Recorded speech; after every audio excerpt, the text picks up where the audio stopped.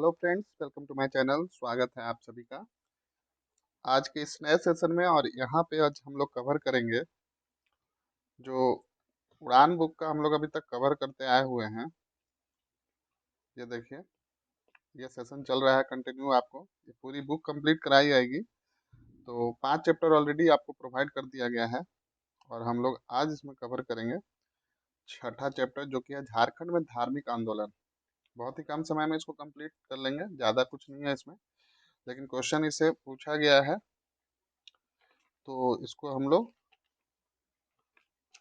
चलिए स्टार्ट करते हैं। तो इसमें देखिए, पहला जो है वो है बौद्ध तथा जैन धर्म का झारखंड राज्य पर गहरा प्रभाव परिलक्षित होता है। तो यहाँ पे बेसिकली जैन धर्म और बौद्ध धर्म को डिवीजन करके दिखाया, जिसमें जैन धर्म पहला है। तो इसमें देख लीजिए, जैन ग्रंथों में महावीर के लोरे ए ईदगाह की यात्रा का संदर्भ, जिसका मुंडारी में अर्थ होता है आंसुओं की नदी। ठीक है, ध्यान रखिएगा, लोरे ए ईदगाह। अब अगला है इसमें पारसनाथ पहाड़ी, जो कि देखिए दोनों क्वेश्चन पूछा गया है इसमें, मीटर में भी और फीट में भी। तो ध्यान रखिएगा, मीटर में है ये 1365 मीटर, और अगर फीट में देखा जाए तो ये हो जाएगा 4478 फीट। यह गिरिडीह जिला में अवस्थित है। यहाँ जैनियों के 23वें तीर्थंकर पार्श्वनाथ का निर्वाण 1717 ईसा पूर्व में हुआ था। ये पारसनाथ की पहाड़ी पर निर्वाण प्राप्त करने वाले अंतिम तीर्थंकर थे, ध्यान रखिएगा। नेक्स्ट है आपका, जैन धर्म के 24 तीर्थंकरों में से 20 तीर्थंकरों ने इसी पहाड़ी पर निर्वाण प्राप्त किया। पारसनाथ में निर्वाण प्राप्त करने वाले तीर्थंकर देखिए कौन कौन है। तो पार्श्वनाथ 20 लोग को निर्वाण प्राप्ति जो हुआ था पार्श्वनाथ के पहाड़ी पे हुआ था, जिसमें सबसे आखिरी थे पार्श्वनाथ, जिसके नाम पे अभी वहाँ पे पारसनाथ आप रेलवे स्टेशन भी देख सकते हैं, और जगह अब काफ़ी फेमस है ये, और बहुत ही अच्छा है। आप लोग जाना चाहें तो जा सकते हैं। काफ़ी ही अभी के टाइम पे तो और हरा भरा हो जाता है बारिश के समय में, तो आप बिल्कुल जाइए, बहुत अच्छा फील होगा। बादलों के बीच में वो मंदिर देखने को मिलेगा आपको। तो यहाँ पे आप नाम देख सकते हैं सभी का, अजीतनाथ, संभवनाथ। अभी ये चलिए, ये आप देख लीजिए वीडियो पॉज करके, इसको रिपीट नहीं करूंगा मैं। आगे देख लेते हैं। इसमें यह पहाड़ जैन धर्मावलंबियों का प्रमुख तीर्थ स्थल है। इसे जैन धर्म का मक्का कहा जाता है। पारसनाथ विवाद, अब देखिए एक विवाद है, क्या है। पारसनाथ 20 जैन तीर्थस्थलों का निर्वाण स्थल है। यह प्राचीन काल से ही यह जैन धर्मावलंबियों का तीर्थ स्थल रहा है। पारसनाथ आदिवासी बहुल क्षेत्र में स्थित है तथा यह आदिवासी समुदाय का भी धार्मिक स्थल है। वर्षों से दोनों समुदाय, जैन तथा आदिवासी के लोग यहाँ भाईचारे के संबंध के साथ पूजा अर्चना कर रहे हैं। तो विवाद क्या हो गया, देखिए। हाल ही में झारखंड सरकार की सिफारिश पर केंद्रीय पर्यावरण मंत्रालय द्वारा पारसनाथ क्षेत्र को इको सेंसिटिव जोन घोषित किया गया है तथा झारखंड की नई पर्यटन नीति में, चलिए इसको थोड़ा जूम कर देता हूँ। देखिए, नई पर्यटन नीति में इसे पर्यटन क्षेत्र घोषित किया गया है। तो इससे विवाद क्या उत्पन्न हो गया, तो देखिए यहाँ पे 17 मार्च 2022 को जारी एक अधिसूचना में इस क्षेत्र के लिए इको टूरिज्म शब्द का प्रयोग किए जाने पर विवाद खड़ा हो गया है। जैन समुदाय के लोगों का मानना है कि क्षेत्र को पर्यटन क्षेत्र घोषित किए जाने पर यहाँ मांस, मदिरा आदि का सेवन होगा, जिससे जैन भावनाएं आहत होगी। अतः इसे धार्मिक क्षेत्र का ही दर्जा दिया जाए। देखिए, जो धार्मिक क्षेत्र का दर्जा था उसे इको टूरिज्म यानी पर्यटन क्षेत्र का घोषित किए जाने से इसमें दिक्कत क्या हो जा रहा है कि जो लोग टूरिस्ट लोग आएंगे वो मांस, मदिरा आदि का सेवन करेंगे। तो इससे क्या होगा कि ये जैन समुदाय में ये ऐसी परंपरा नहीं है, तो इससे उनकी भावनाओं को आहत होने का खतरा है। इस वजह से ये विवाद खड़ा हो गया। इस विवाद के बाद पर्यावरण मंत्रालय द्वारा जारी अधिसूचना पर रोक लगा दी गई है। तो देखिए, तुरंत से ये रोक लगा दी गई तथा इसका हल ढूंढने का प्रयास किया जा रहा है। तो ये विवाद को बस एक ध्यान में रखिएगा कि इको टूरिज्म घोषित किया गया, धार्मिक क्षेत्र को पर्यटन क्षेत्र घोषित किया है, और मेनली रूप से इसमें ये इम्पोर्टेंट था।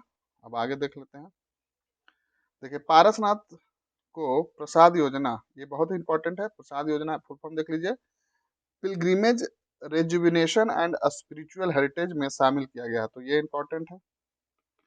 पूछा जाएगा झारखंड से कौन सा स्थल को प्रसाद योजना में शामिल किया गया, तो पारसनाथ को किया गया। छोटानागपुर का मानभूम वर्तमान में धनबाद। तो अब इसके बारे में देख लेते हैं। यह जैन सभ्यता व संस्कृति का केंद्र था। ध्यान रखिएगा, जो मानभूम था जिसको वर्तमान में धनबाद से जानते हैं, वो जैन सभ्यता व संस्कृति का केंद्र था। अब दामोदर व कसाई नदी। दामोदर व कसाई नदियों की घाटी से जैन धर्म संबंधी अवशेष प्राप्त हुए हैं। ध्यान रखिएगा, किस नदी से जैन धर्म संबंधी अवशेष प्राप्त हुए हैं, तो दामोदर व कसाई नदी से। हनुमान गांव। हनुमान गांव पलामू में अवस्थित है। पहले बात तो ये ध्यान रखिएगा, कहाँ है, तो पलामू में। यहाँ से जैनियों के कुछ पूजा स्थल प्राप्त हुए हैं।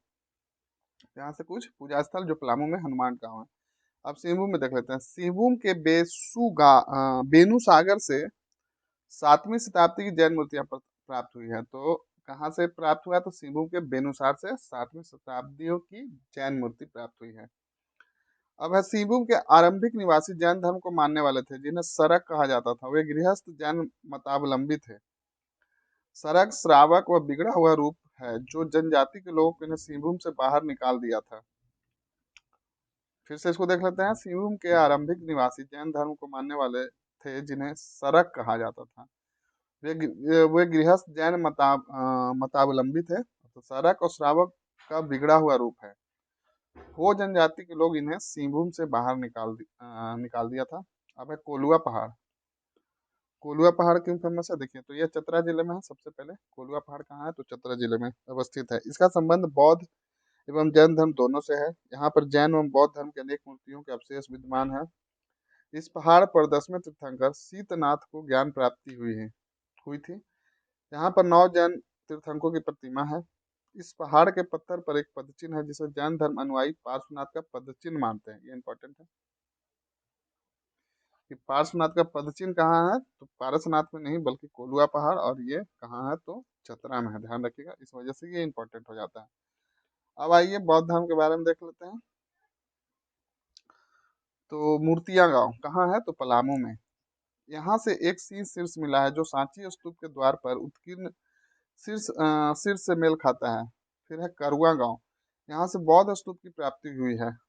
फिर नेक्स्ट है आपका सूर्यकुंड। सूर्यकुंड कहाँ है, हजारीबाग में। करुआ गांव ये कहाँ है, यहाँ पे तो नहीं दिया है करुआ गांव। आई थिंक ये भी पलामू में होगा। इसको एक बार आप लोग देख लीजिएगा। चलिए, सूर्यकुंड कहाँ है, हजारीबाग में। यहाँ से बुद्ध की प्रस्तर मूर्ति मिली है। फिर है बहोरनपुर, यह हजारीबाग जिला में अवस्थित है। यहाँ से भगवान बुद्ध की 1200 वर्ष पुराने पालकालीन मूर्तियां प्राप्त हुई है। यहाँ से बौद्ध धर्म के महायान शाखा के भगवान अवलोकितेश्वर की 6.8 ऊंची मतलब 6 फीट 8 इंच की ऊंची मूर्ति प्राप्त हुई है। फिर है आपका बेलवा दाग। बेलवा दाग कहाँ है, तो ये खूंटी जिला में है। यहाँ से बौद्ध विहार के अवशेष प्राप्त हुए हैं। फिर है कटुंगा गांव, यह गुमला जिले में अवस्थित है। यहाँ से बुद्ध की एक प्रतिमा मिली है। यह गुमला जिले में स्थित है और यहाँ से बुद्ध की एक प्रतिमा मिली है। फिर है पटम्बा गांव, यह जमशेदपुर में अवस्थित है। पटम्बा गांव कहाँ, कटुंगा गांव गुमला में है। यहाँ पे कटुंगा गांव था, नहीं, ये करुआ गांव था, इसको देखिएगा। फिर है कटुंगा गांव, ये गुमला में है, जहाँ से बुद्ध की प्रतिमा मिली है। पटम्बा गांव जमशेदपुर में है, यहाँ से बुद्ध की 2 प्रतिमाएं मिली है। दियारपुर दालमी, ये धनबाद जिला में अवस्थित है। यहाँ से बौद्ध स्मारक प्राप्त हुए हैं। बुद्धपुर में बुद्धेश्वर मंदिर निर्मित है। ये इंपॉर्टेंट है, ध्यान रखिएगा इसको। यह बौद्ध स्थल दामोदर नदी किनारे अवस्थित है। गोलमारा धनबाद, यहाँ से प्रस्तर की एक खंडित बुद्ध मूर्ति मिली है। फिर है ईचागढ़। ईचागढ़ यह सरायकेला खरसावां जिला में स्थित है। यहाँ से तारा की मूर्ति मिली है और एक बौद्ध देवी है।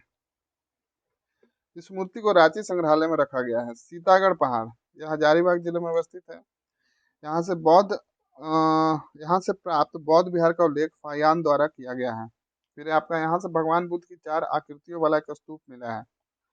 अन्य स्थल है बंगाल के पाल शासकों के शासक के दौरान झारखंड में बौद्ध धर्म की वज्रयान शाखा विकसित हुई। झारखंड में कुमार प्राप्त के प्रवेश के उपरांत बौद्ध धर्म का ह्रास प्रारंभ हो गया। तो ये था आपका जो इस बुक में दिया गया है, झारखंड में धार्मिक आंदोलन। तो जितने भी डेटा इसमें दिए गए थे वो मैंने आपको कवर करवा दिया। अब अगला जो चैप्टर है हम लोग उसमें पढ़ेंगे प्राचीन काल में। अगला है तो बिल्कुल वो देखना मत भूलिएगा। प्राचीन काल में आपका प्राचीन काल में आपका झारखंड। तो बिल्कुल सेशन को देखते रहिए, सारे चैप्टर वाइज आपको अपलोड कर दिया जाएगा वीडियो।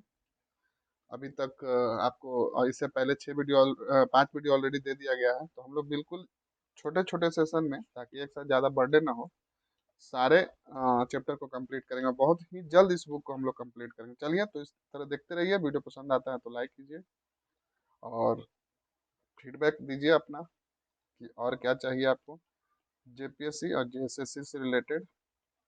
ठीक है, चलिए मिलते हैं।